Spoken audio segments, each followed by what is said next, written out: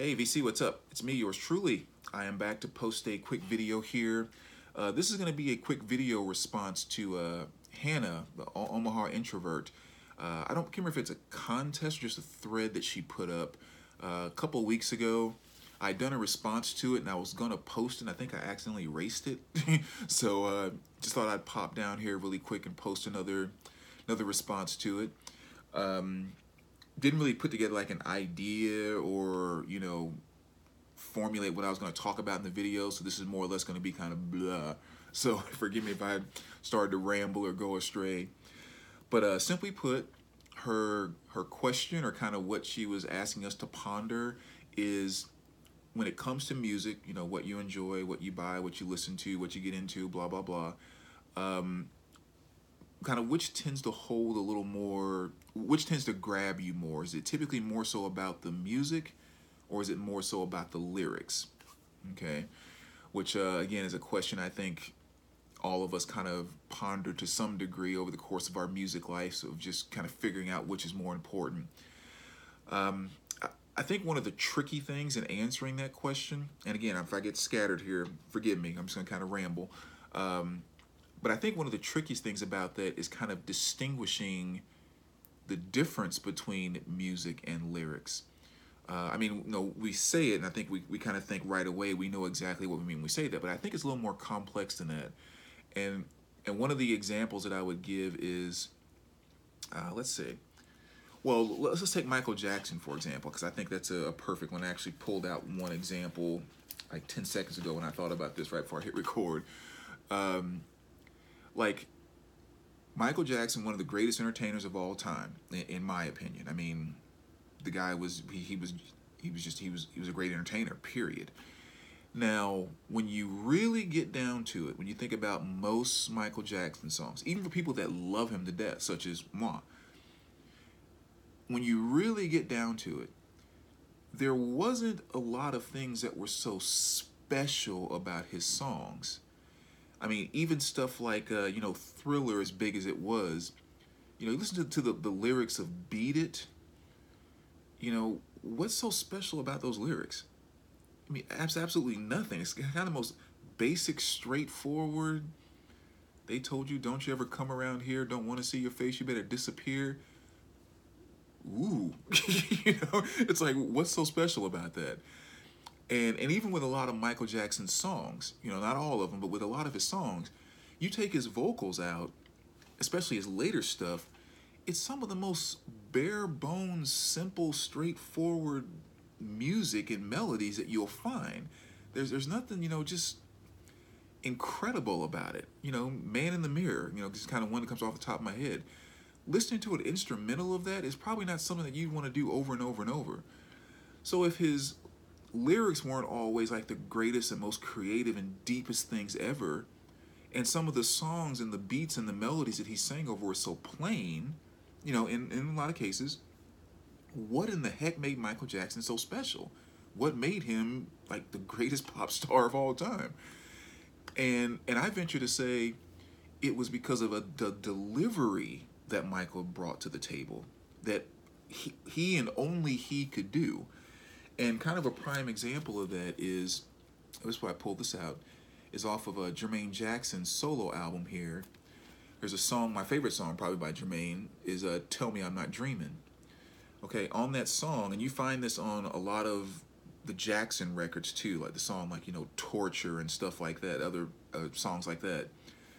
Jermaine sings the first verse, Mike sings the second verse on the song Tell Me I'm Not Dreaming. Now, it's the same song from front to back, musically. The lyrics all stay on the same subject matter. So Jermaine's lyrics are, on the same level as Michael's lyrics. But how come when Jermaine does the first verse, it sounds like an average, good 80s, R&B/pop type of song?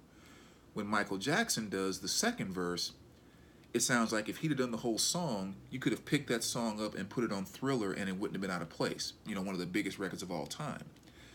Well, if the music is the same, the lyrics are the same, then what is the difference in that first and second verse? And it's because of Mike's delivery. So was it that Mike's lyrics were so much greater on that second verse? No. it was because of Mike's delivery, which to me is the music that Michael Jackson's voice was. So it's hard for me to separate, Michael Jackson's lyrics from Michael Jackson's instrumental voice, if you will. So that's why I think it's kind of not always such a black and white thing where it's lyrics, music, because Michael Jackson's vocals was lyrics and music, kind of all in one. Another good example I kind of give with that is off of this one here, which of course is Sigur Rós Untitled, and it's the track number 4, which is my favorite song by them. And again, it's one of the most moving songs I've ever heard, and I have no idea what the lyrics mean inside of the song. I mean, I've just never looked it up or paid attention or anything like that, and it's a language that I don't understand. But yet, I sing it, and the song would not be anywhere near as impactful without those lyrics if it was just an instrumental. The lyrics are a very important piece of that song, yet I don't understand, from a language standpoint. So that to me kind of says, again, well, the lyrics there are really, it's more music than it is actual lyrics or telling a story. But then you flop over to your Bruce Springsteens, your John Cougar Mellencamp's, your Johnny Cash, great example. Those artists, it's all about the stories they tell with me. That's the thing that makes their music so incredible to me is the stories that they tell, especially Johnny Cash. When he starts talking about death and singing, I mean, it's just like his stories just take you there. So the lyrics are very, very impactful there. So I guess that's kind of how I would, kind of summing things up here. Again, I'm just kind of rambling. But it's really kind of how I would put it is that I think overall, when you really get down to it, there's some songs that brought us in because of the stories that they tell. But I think ultimately, the music is a little bit more important in general when it comes to music than the lyrics. Otherwise, every single time someone covered a song that you liked, originally, you would always say it's great if it only took lyrics to make you like that song. Because if you cover it, it's the same lyrics. But how come there's a song that we love and then someone else covers it and we say it sucks? So I do think the lyrics are a little more important overall. I'm sorry, the music is a little more important overall. And again, I think one other way I would kind of validate that to myself, if you will, is to say there could be plenty of songs that you would listen to, want to listen to again, and enjoy listening to because of the beat, the melody, the groove, even though the lyrics kind of suck. I mean, I'm sure we could pull a lot of those out of our collection right now, but are there very many songs in your collection where you would say the groove sucks, the melody sucks, the musicianship is horrible, but gosh, just listening to those words just completely move me,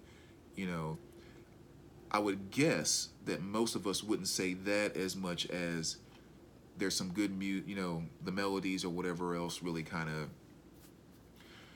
take me to those good places. Last thing I'll say, being genre specific, I think that makes a big difference too.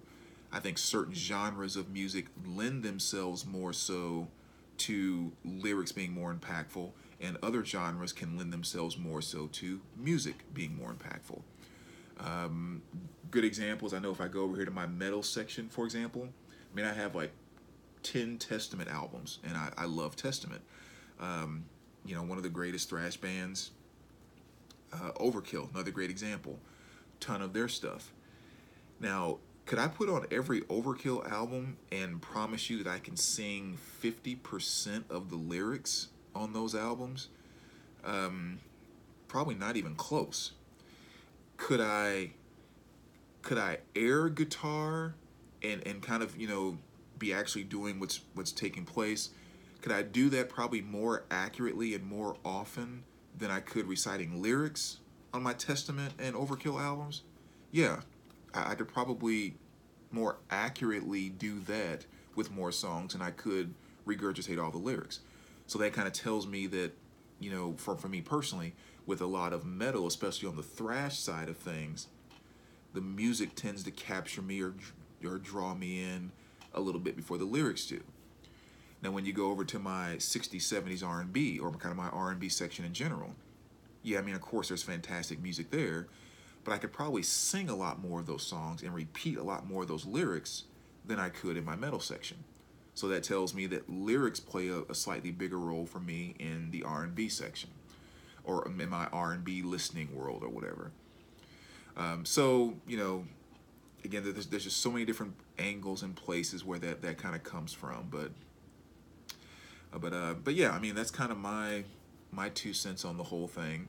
But yeah, very good question. You know, I've seen a couple people do responses, and I'm definitely looking forward to watching a few more, as I haven't had a lot of time over the past week or so. But yeah, let me know what you guys think. And as always, we will talk to you soon. All right, take care, VC.